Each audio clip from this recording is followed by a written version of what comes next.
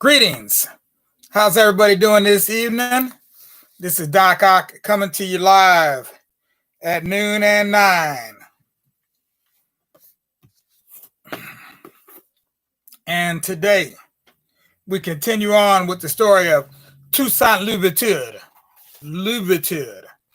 Yeah, just like Lou. Skip to the Lou, my darling. Toussaint Louverture. All right. Proverb for the day. Talking about fire doesn't boil the pot. Talking about fire doesn't boil the pot. And that's an old plantation proverb from the USA. Excuse me. Oh boy, tighter than I thought. Okay, plantation proverb from the USA. And tonight we've got an extra to read instead of a poem. And our extra tonight is about Mr. Charles Drew. Dr. Charles Drew, actually, to you. Born 1904. Oh, let's cue this camera up over here. Get it all set up so you can see the page. Let me make sure. I'm just going to turn this like this here. Let's see here. Get it up in there. Okay. All right, there we go.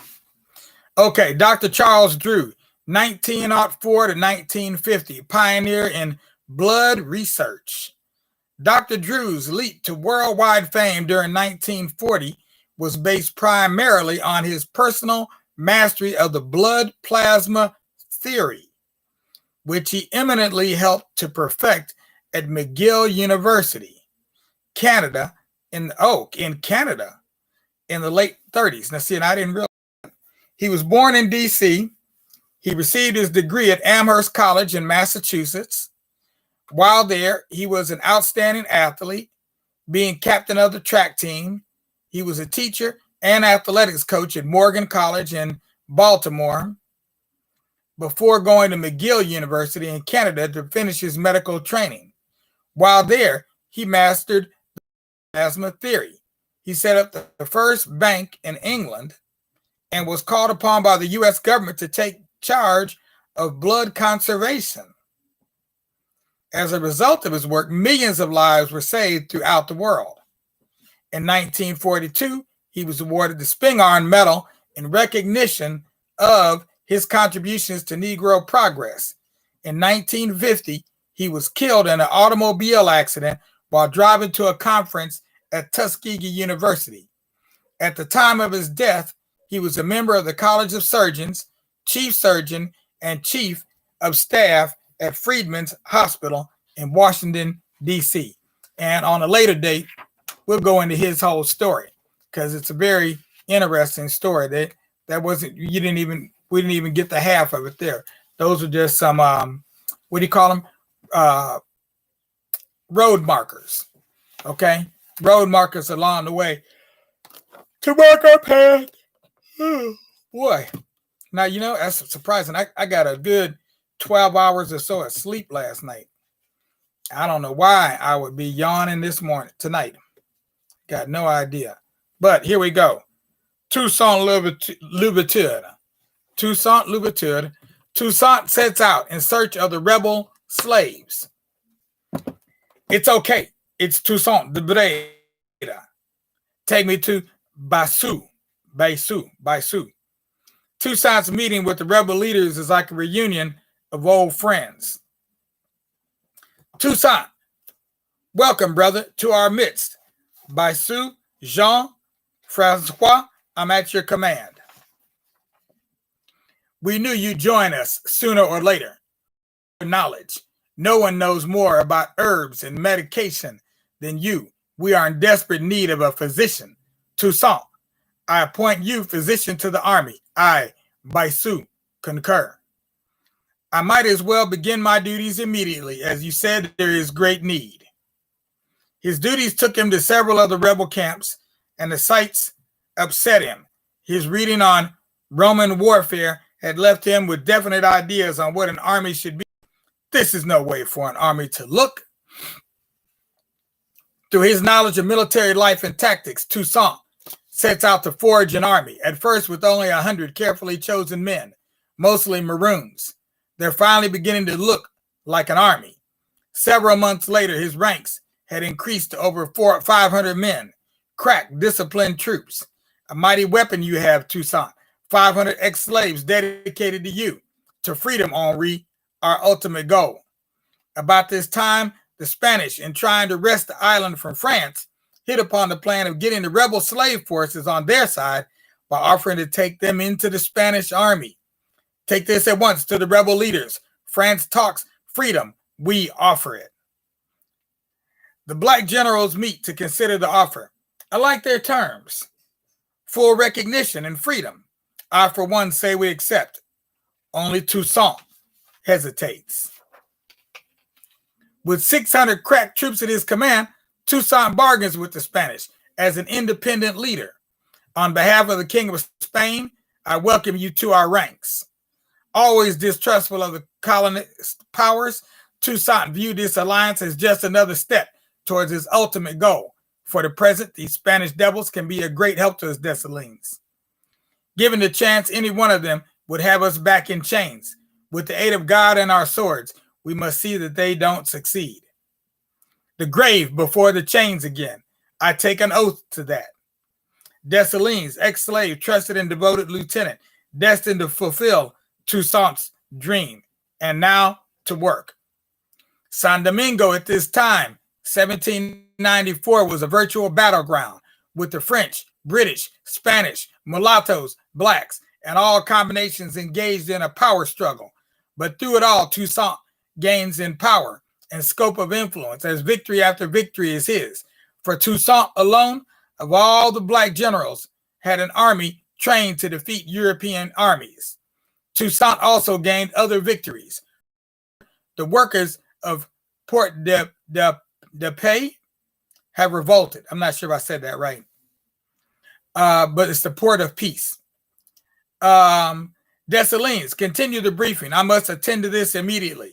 So revered by the blacks was Toussaint that his mere appearance was enough to quell an insurrection. Alas, General, they want to make us slaves again, execute us. Your grievances sound justified, but this bloodshed and destruction is bad. If this land is one day to be ours, it would do no good to have it in ruins. But the landowners are unfair. I shall take your grievances to them and will personally see that they are rectified. And now, our neglected fields, they are the key to our being self-sufficient. Give me your oath to tend them faithfully. Viva Libertad! Libertad! Viva Toussaint! His word kept. Toussaint gains more supporters to his swelling ranks. Toussaint always recognized these minor uprisings for what they were. The colonists are at it again. Revolt, destroy, weaken yourselves for them. Toussaint always enjoyed outthinking the colonists. It was the practice for captured troops to join with their captors' forces. Toussaint made good use of this fact in his meeting with the French general Brandicourt. Here they come. Send out the courier. A courier, General. It's from the outlaw Toussaint. To you, General, offering a chance to surrender. We are surrounded.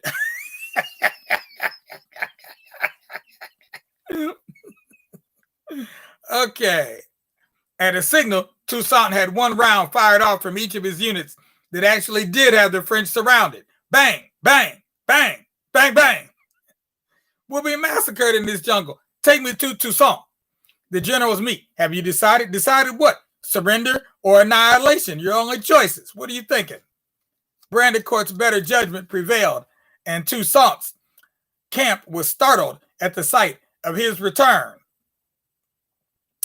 With 3 detachments of European troops behind him, these were the victories Toussaint liked most, bloodless. As a result, Toussaint's staff was mixed, but as always, the closest and most trusted were the ex-slaves, the black generals. Dessalines, I know you wonder why I take these European officers into our circle. They are trained soldiers, and our troops can learn much from them. Toussaint continued to build his army under the Spanish. When the newly formed revolutionary government of France abolished slavery throughout their sphere of influence, Toussaint, eager to rejoin a government that now speaks of equalite, libertad, and Justice acted quickly. Moise, Christophe, Dessalines, the time is right to make our move. They guarantee us freedom. The French governor, Laveau, receives Toussaint warmly. I've admired your exploits for a long time, General Toussaint. A close personal friendship developed between the governor and Toussaint, who now commanded the mightiest army in San Domingo. When Laveau is taken prisoner during a mulatto revolt, Toussaint springs into action. Dessalines summoned 2 divisions. We must march on Le Cap to rescue Laveau. We must protect those who protect our liberty. Toussaint's entry into Le Cap was more a show of force. So awesome was his strength at this time that no other forces dared challenge him. You, where's Laveau? Toussaint, I knew I could depend on you. My stay in that cell was not all bad. It gave me time to think. I must have a long talk with you, mon ami. Laveau makes an offer. This mulatto revolt was just a power play to get concessions. But I know as well as they do that you and your black army hold the key here in San Domingo. All the elements in the power struggle here fail to take into account the full import of the blacks. Those wretches see this island as a plum up for grabs, and the blacks as merely a part of the plum. But of course, you, trusted friend of the blacks, don't hold to this view, says Toussaint. Exactly, Toussaint. And I believe the time is right to make this move I've thought about for some time. As governor of San Domingo and representative of the Republic of France, I offer you the post of assistant governor and commander-in-chief of the armies of San Domingo. Where is the leader? Toussaint moves closer to his destiny. Just 6 years after joining the slave revolt, Toussaint is offered the second highest position in the country. It is a logical situation. You are the power here. This way, they must acknowledge that. Say you'll accept, mon ami. I accept. So Toussaint accepts the offer. On May 2nd, 1797, Toussaint, the former slave, is sworn in. Now in a position to direct the course of the island, Toussaint, believing in the principles of the French Revolution, set about to bring San Domingo even closer to France by expelling first the Spanish and then the British from the island, for he recognized their ultimate goal of restoring slavery. In the campaigns against the Spanish, Toussaint gains victory after victory through brilliant strategy. Toussaint scores 7 victories in 7 days as he sweeps the British out of Port-au-Prince. Toussaint's triumphant entry into Port-au-Prince was comparable to the receptions given to the conquering Roman armies that he'd read about.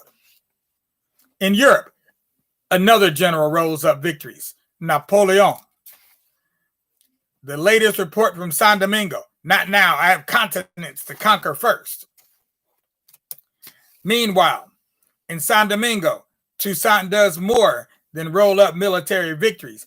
He issues proclamations on freedom, encourages agricultural development, advocates the education of the blacks. Realizing the great need of the ex-slaves, he sends his 2 sons to France, along with many other young people for a higher education. San Domingo prospers as Toussaint's powerful army maintains the peace. My first act as governor is to give you a free hand at running this island. It's only fair that a black man had a nation built on black bodies.